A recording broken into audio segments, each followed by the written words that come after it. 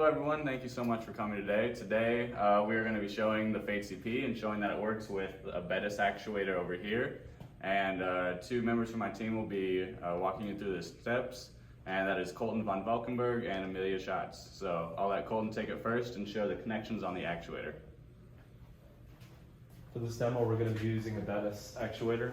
And for the control side, we have the positive input signal being sent to the positive input terminal right here, and the negative input signal via the black wire shown right here. So red for the positive input, black for the negative. And since this actuator does not provide powered feedback, we're going to have a power supply in series with it. So we'll have the rocker switches down to the series powered configuration, and we'll have the green wire being our positive input for the feedback, and the white wire being our negative input for the feedback. And as well, we'll have the positive, since this is a 24 volt DC actuator, we'll have just the red wire for positive and white for the negative to power the actuator with 24 volts.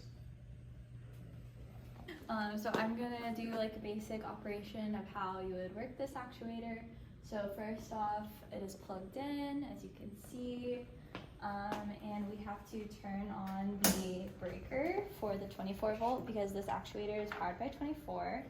So we're gonna flip this guy on, and then I'm gonna close the doors, hopefully. And then we're making sure that this top switch is on DC, this one is on 24, you kind of have to check which one it is. And then we are going to turn it on. So over here, there's master breaker, which is our big on switch.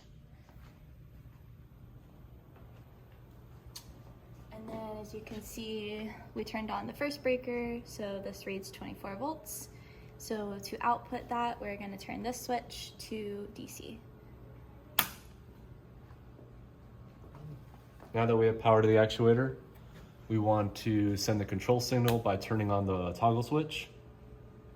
And then once the meters are powered up, you can see right now the actuator is set at the 4 milliamp or closed position. We can change that by dialing a reading on the signal generator. I'll set it to 8 milliamps. And as you can see, it's currently changing the position.